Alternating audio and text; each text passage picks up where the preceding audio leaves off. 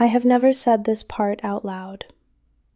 3 weeks before my wedding, at 19, I was made to stand in my father's sitting room and turn in a slow circle while a grown man decided whether I would do for the work of marriage.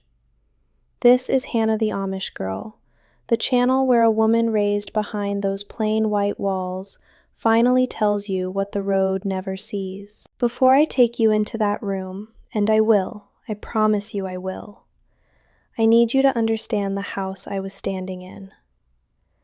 I was born Old Order in Lancaster County. I was baptized at 18, on my knees, the vow that makes you bannable.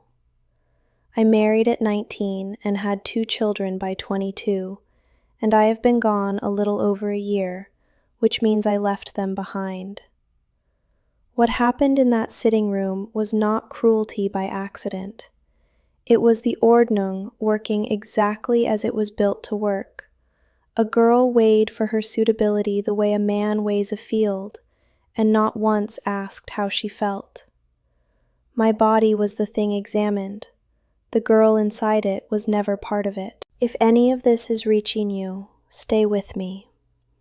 I am not asking a favor. I am asking you to witness, to subscribe and leave one honest line below, so the next 19-year-old being looked at hears a voice that is not the one in the room with her.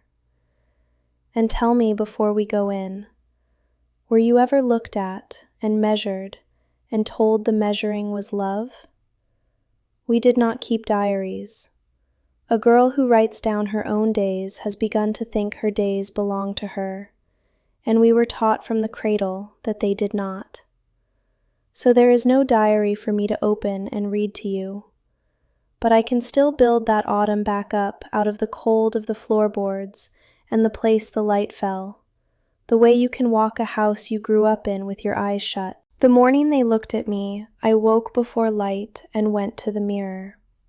We had only one mirror in the whole house, a small square of glass hung low on the washroom wall, and you had to bend your knees a little to see your own face in it. A girl was not meant to stand in front of it long. Vanity has a name where I come from, Hochmut, pride. To study your own face was the first crack in a wall they spent your whole girlhood building. So I looked quick, the way you check that a pie is not burning, and what I was checking for was not whether I was pretty. I was checking whether I looked demütig, humble, easy to be near, a girl a man would not regret. I pinned my cap over hair that had never once been cut. I put on a dark dress with no buttons and no zipper, only the straight pins we wore, the ones you feel against your skin all day until you stop feeling them at all. And then I held my own 2 hands up in front of that little square of glass, palms turned up, and I looked at them. I did not know yet why I would need to. I only knew my mother had said the night before, low, the way she said the things that mattered most. Keep your hands nice. As if my hands were a room a guest was coming to see. My wedding dress was already sewn, dark blue, hanging from a nail on the back of the bedroom door, because we had no closets and a dress lives on a nail. I had been filling a cedar hope chest since I was small, quilts and pillowcases and dish towels, the way every girl filled one, a whole dowry of work stacked up before any man had spoken my name. That is the thing I want you to feel. The shape of my life had been built and stocked and folded for a marriage long before there was a marriage. I was not waiting to find out who I might become. I had been finished years before, and all that was left was for someone to come and decide the finishing was good enough. I come from a farm in Gordonville, in a jmeh of about 30 families that took turns holding worship in one another's barns. There was no church building. There was the bench wagon, and the backless benches, and 3 hours on a hard board with the men on one side and the women on the other, and the Loblied dragged so slow out of the Ausbund that a single hymn could take a quarter of an hour. I tell you about the singing because the singing is where I learned what a good girl was. A good girl did not lead. A good girl did not reach for the high part. A good girl yielded. Gelassenheit, we called it, yieldedness, and yieldedness in a man is patience, but in a girl it is the slow folding down of everything in her that might one day say no. My grandmother used to say it in Deutsch, soft, like a blessing and a warning at once. Sei nicht so starkköpfig. Do not be so strong-headed. A strong head on a girl was a thing to be broken gently, the way you break a young horse, so that it never quite knows it has been broken at all. By the time I was 19, I had been folding for so long I could not have told you where the edges of me used to be. I thought that was holiness. I thought the smallness was God. Nobody had to hold me down. I had been taught to hold myself. You have to understand how a marriage was made, because almost none of it had to do with me. The way it went was this. A young man and a young woman would ride home from the Sunday singing in the same open buggy, a courtship the whole Jime quietly knew of and nobody spoke of out loud. There might be 2 bundling visits, both of us fully dressed, in the dark, nearly silent. And then, when the young man had decided, he did not come to me. He went to my father.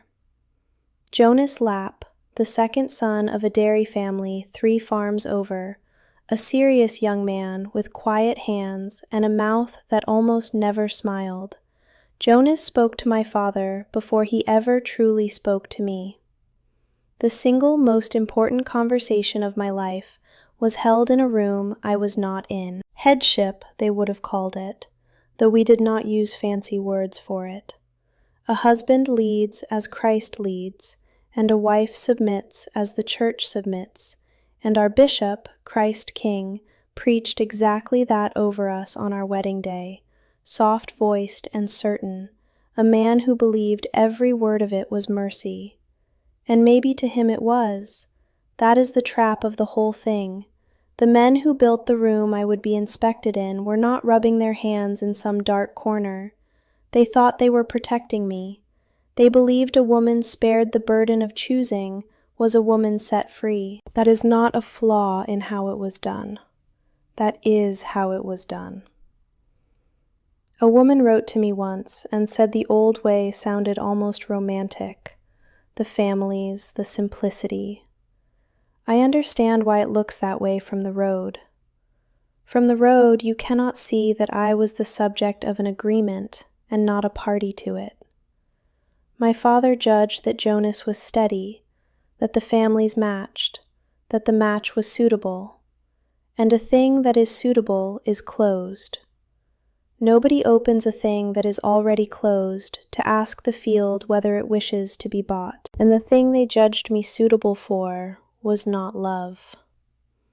Let me be plain. Suitability had nothing to do with whether Jonas and I would be tender, or whether he would ever ask me what I dreamed about, or whether I would be lonely in a house with a man who answered everything with quiet. Suitability meant, can she work? Can she carry? Can she put up 48 quarts of tomatoes in an afternoon in a kitchen hot as a furnace and not complain? Can she bear children and raise them plain? Can she keep the cold out? My mother had a sentence she used like a nail driven into a board. A wife who lets the cold in cannot complain when the house freezes. It took me years to understand she was not talking about firewood. The word they used for a girl like me, the word I wore like a second cap, was Brave's Mädel, a good girl. And a Brave's Mädel does not want things, because wanting is the beginning of Hochmut. A Brave's Mädel is demutig. she is glad. Whatever is decided, she receives it gladly, and the gladness is not optional. The gladness is the proof. If you were not glad, then something in you was proud, and pride in a woman was the one sin the whole community could feel from clear across a room. There was an old woman in our district. I will call her Lydia. She was at every barn raising with her hands never still, and once, when I was small, I heard her say of a bride that the girl had stood very nice at her time. Stood very nice. I did not know then what she meant. I know now. There had been a time, for Lydia too, when she was made to stand and was found to stand nice, and somewhere far back behind her there had been a woman who taught her how. It went back further than anyone living. That is the part that still takes the air out of me. No one in that room with me had invented any of it. They were all just handing down the only thing that had ever been handed to them. So now I will take you into the room. I told you I would. It was an ordinary afternoon, maybe 3 weeks out from the Thursday in November we were to be married. My mother called me into the sitting room, the big front room where, when it was our turn, the men took the partition down so the Jime could fit for worship. There was no worship that day.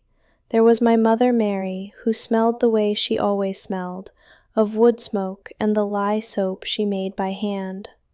There was an older woman from the church, a woman whose whole standing rested on how well the district's daughters turned out. And there was a man there to look. I want to be careful here because nothing happened that you could photograph. No one touched me. That is what I need you to hear. The cruelty was not in a hand. The cruelty was that I was asked to stand straight, and I stood straight. I was asked to turn slowly all the way around, and I turned. I was asked to hold out my hands, palms up, the hands my mother had told me the night before to keep nice, and the man read my palms to learn whether they were the hands of a girl who could do the work, the canning and the wash and the births and the long gray decades of it. He looked at me the way my father looked at a piece of ground he was thinking of buying, walked the line of it, judged the soil. The older woman watched my face the whole time, not unkindly, only carefully, the way you watch bread to see if it has risen. And here is the whole of it, the thing I drove 20 minutes and an entire universe to be able to say. In that room, full of people, deciding the rest of my life, not one person asked me how I felt. Not my mother, not the older woman who had surely once stood where I was standing, not the man. It was not an oversight. They did not forget to ask. There was no place in the whole design for the asking. My body was the thing being graded. The girl inside the body was not part of the evaluation, because as far as the Ordnung was concerned, the girl inside the body was not the point of a wife. And do you know what I did? I stood nice. I held my hands up gladly. I made my face soft and pleasing, the brave's maidel face, because I had been told my whole life that the gladness was the proof, and I wanted so badly to be proof of something good. That is my confession. No one forced my face into that shape. I had learned to grade myself before they ever walked in front of that one small square of glass that very morning, so that by the time I stood in the sitting room, there was hardly anything left in me to refuse with. They taught me that being good meant making myself smaller until there was nothing left of me to refuse with. It took me years, and a woman who is not Amish, to give me the word for that afternoon. My therapist handed it to me slowly, the way you feed broth to someone who has not eaten in a long time. There is a word, she said, for being looked at and calling it being chosen, for being weighed and handed off and told it is love. She said it is being treated as property. I had to sit with that one a long time before I could even let it into the room with me. The first time I ever said no to anything that truly mattered, I was 23, 3 years married. No, it was the year before Annie was born, so I had just turned 22, and the no came out of me shaking, like a word in a language I had never been allowed to learn. And it was a long while after that before I understood the thing I most want to leave with whatever girl is standing in whatever sitting room tonight. Your no is a whole sentence. It always was. I live in a small apartment in Lancaster City now, 1 bedroom, 20 minutes from the farm, and a whole world away. I am under the ban. My mother crosses to the other side of the road when she sees me. The letters I send come back unopened. My father looked through me in town once, as if I were made of glass. This is the Meidung, the shunning, and it is the toll the system sets so that leaving costs you everything you love, so that almost no one ever pays it. And I did pay it. I have 2 children a few miles from here. Levi is 6 now, and Annie is 4, and they are being raised on Jonas's farm to fear the world I live in, to fear me a little, I think, though no one would ever put it that way to a child. I see them a handful of careful, supervised times, and each visit is a wound I open on purpose, because the only other choice is not seeing them at all. I will not perform that grief for you. I will only tell you that it is the truest weight I carry, that I carry it on purpose, and that I would carry it again to be a voice they might one day reach. I think about my sister Rebecca. She is 19 now, the age I was in that room. She is old enough to be steered, and I know exactly how the steering goes, because I was steered the same way down the same hall.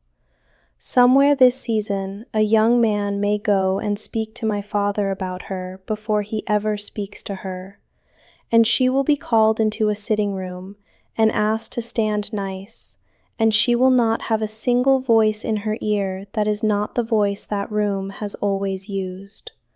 That is why I am talking, not for me, for the next girl who is told the looking is love. I have to tell you something about the people in that sitting room, and I need you to hear it exactly the way I mean it. They were not monsters. My father was not a monster. The man who read my palms was not a monster. The older woman had been a girl once who stood very nice and was praised for it, and learned that the praise was all the love there was. Every one of them was handed the same script I was handed, and was never once shown another. Jonas was not cruel.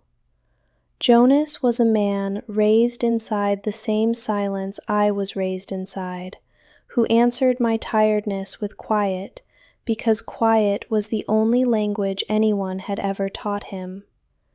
The system is the thing, not the people. The people are only what the system costs. I do not own that little square of glass anymore. I left it on the washroom wall in Gordonville with everything else I could not carry.